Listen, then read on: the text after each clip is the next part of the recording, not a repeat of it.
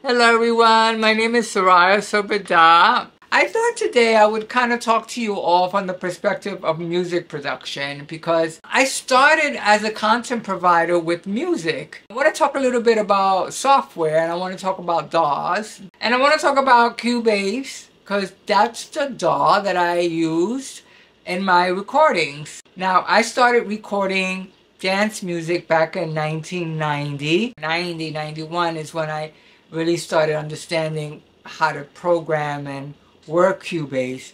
But yeah, I was working Cubase on an Atari computer, a cracked version, that a friend of mine who was a music producer gave me. And that was how I started. And then I jumped up to paid versions of Cubase and was doing more and more production. So I want to give a little bit of history about myself as a music producer and songwriter. That I started releasing songs in 1991, and I have to say my two releases got reviews in Billboard, and I was really happy. By Larry Flick back in the day.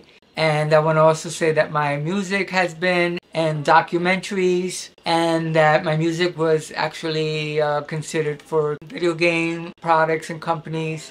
2020, I got a really great offer for one of my songs. So I've performed in clubs here in New York City with my music. Yeah, I mean, I've made a bit of a splash, I have to say. And with my digital downloads, they're on Amazon, they're in Apple Music, they're in Spotify. My music is there, and I get my money every so often. It's, it doesn't keep me fully self-supporting right now, but it does add to my income.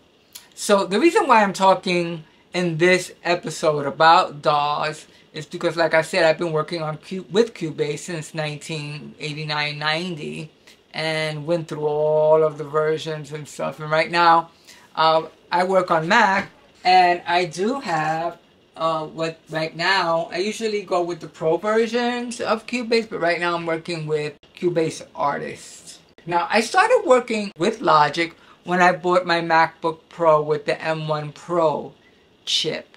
I decided to go with Logic because I was really tired of paying for upgrades. And though I love Cubase and I've done a lot of my music on Cubase, I just really wanted to have a backup system. And actually, through the years, having a Mac and having Cubase on my Mac, I've dabbled a little bit with GarageBand, and I just found that the sounds that were in GarageBand just work really, really well with my Nectar Impact LX61 Plus. I mean, it's just amazing how well this controller works with GarageBand. It's just amazing. And I found that that wasn't so much the case. Like, my Nectar works with Cubase. Well, it works with Retrolog, and it works with not so much Pad Shop so well, but the other one. Halion works well with my Nectar. And like Flux and Trip, those sounds are really, really, really, really cool. And I like the interfaces on Halion, which is really nice. Pad Shop is cool, the interface. I find the Retrolog interface, you can't make it bigger, and it's really small. That being said, like when I go to Logic, the virtual instruments are really, really clear. Again, my controller works very, very well with all of them. I feel the amount of sounds on Alchemy is incredible. When I got my new Mac, it was probably the beginning of the year. That's when I also purchased Logic. And I'm a Final Cut Pro user forever with my cooking shows and everything. So I have to say that I really enjoy the environment of Logic better than Cubase. Now I know Cubase, so I'm learning Logic, but there's just something about the loops in Logic, how they load up really quick, how they're much edgier actually. They're more dance music specific for me. The way they're categorized is really, really cool. What I don't like about Logic is like I have a lot of Rex files from working on Cubase that Logic will not support, and that it disappoints me because I have a really big library, so I can't import them.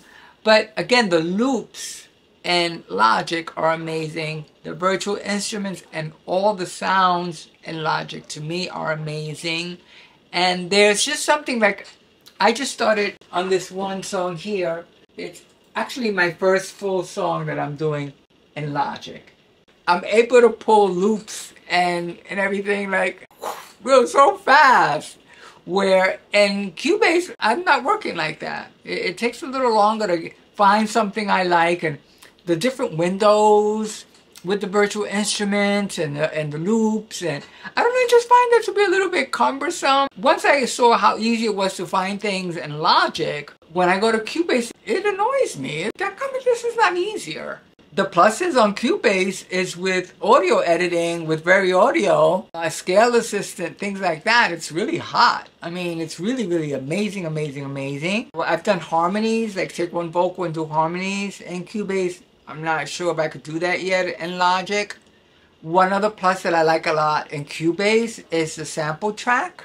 And the sampler in Cubase, really, really, really, really, really nice. Like all the little controls you have in there, in the sampler track.